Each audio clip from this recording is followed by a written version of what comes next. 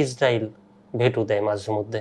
তো যাদের কাজে আর কি ভেটো দেওয়া, মানুষের ভালো দেখতে পারা, সহ্য না করতে পারা, তেমন একটা দেশ হচ্ছে ইসরায়েল।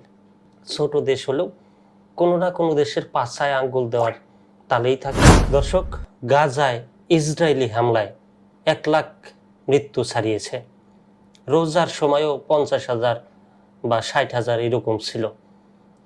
তো এই যে মাত্র 2.5 মাস 3 মাসে আরো হামলা, এর মধ্যে আবার ইরানের সাথে সংঘাত, ইরানের সাথে না পেরে এখন আবার লেবানন, তারপর আশেপাশের মুসলিম রাষ্ট্রগুলোর উপরে হামলা চালাচ্ছে। এখন কিন্তু বলার কেউ নাই, কিচ্ছু বলছে না কেউ।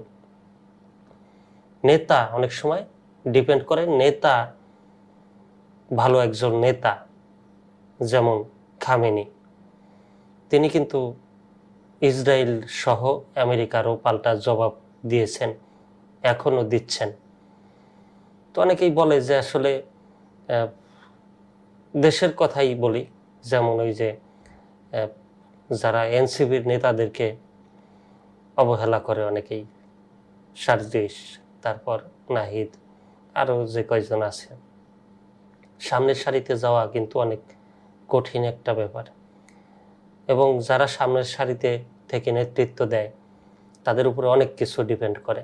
যেমন ইরান এখন দেখেন, তাদের দেশ রক্ষা তো পেয়েছেই, তারা ইরান এখন আবার পরমাণু পরীক্ষা চালাবে, কারো উপরে কোনো ভরসা না করে, বা রাশিয়া তাদেরকে সহযোগিতা করতে চাইছে, আরও বিভিন্ন দেশ, সব কিছু উপেক্ষা করে তারা এখন তাদের আগের পজিশনে, এবং তাদের স্বরাষ্ট্রমন্ত্রী ঘোষণা দিয়েছেন, বক্তব্য দিয়েছেন, তারা আগের চাইতে আরো বেশি শক্তিশালী হয়েছে। তারা আমেরিকার কঠিন জবাব দিছে, মধ্যপ্রাচ্যে শান্তি চায় এবং তাদের পরমাণু শক্তি পরীক্ষা নিরীক্ষা সবকিছু শান্তির জন্য ইসরায়েল ভেটো দেয় মাঝে মধ্যে।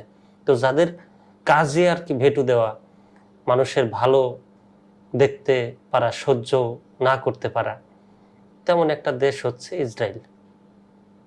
ছোট দেশ হলেও কোনো না কোনো দেশের পাছায় আঙ্গুল দেওয়ার তালেই থাকে। পাছায় বাঁশ আঙ্গুল দেওয়া শুরু করে, পরে সুযোগ পেলে বাঁশও দিয়ে দেয়।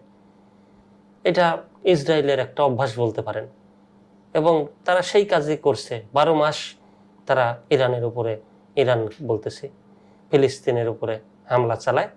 ফিলিস্তিন কিন্তু কিছুদিন আগে ইরানের যে প্রতিরক্ষামূলক হামলা, তার জবাবে ফিলিস্তিনের পক্ষে ছিল না, কাতারের পক্ষ বা আমেরিকার পক্ষে ছিল। এখন ফিলিস্তিনে যে হামলা শুরু হয়েছে, এই হামলা কে ঠেকাবে? তাদের পক্ষে কথা কিন্তু অনেকেই বলছে। তারা যদি হয়তোবা ইরানের পক্ষে 2-4টা কথা বলতো, তাহলে সম্ভবত ইরান তাদের পক্ষ হয়ে 2-4টা কথা বলতো।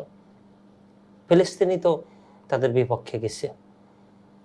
তো দেখা যাক এই হামলা কবে শেষ হয়, ইসরায়েলের কবে মনের বাসনা পূরণ হয়।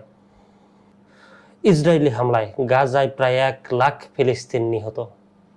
গাজায় ইসরায়েলি হামলায় নিয়ে ভয়াবহ তথ্য দিয়েছে ইসরায়েলি সংবাদ মাধ্যম হারিস। সংবাদ মাধ্যমটির এক প্রতিবেদনে বলা হয়েছে, গাজায় ইসরায়েলি হামলায় প্রায় 1 লাখ ফিলিস্তিনি নিহত হয়েছেন। শনিবার আনাদোলু এজেন্সির এক প্রতিবেদনে তথ্য জানানো হয়েছে। হারিস প্রতিবেদনে বলা হয়েছে, ইসরায়েলের হামলায় গাজায় প্রায় 1 লাখ ফিলিস্তিনি নিহত হয়েছেন। এটি অঞ্চলের মোট জনসংখ্যার প্রায় 4%। অন্যদিকে গাজার স্বাস্থ্য মন্ত্রণালয়ের তথ্য 2023 সালের অক্টোবর থেকে গাজায় 56,300 জনের কাছাকাছি ফিলিস্তিনি নিহত হয়েছেন। হারেস জানিয়েছে, ইসরায়েলি হামলায় বিপুল সংখ্যক ফিলিস্তিনি নিহতের পাশাপাশি গাজায় স্বাস্থ্য ব্যবস্থা ভেঙে পড়েছে। এতে ক্ষুধা, ঠান্ডা এবং রোগের মতো যুদ্ধের পরোক্ষভাবে অনেক মানুষ মারা গেছে। তো গাজারই একটা নিউজ, তারাই এই ধরনের কথা বলছে, অন্য দেশ কি বলবে?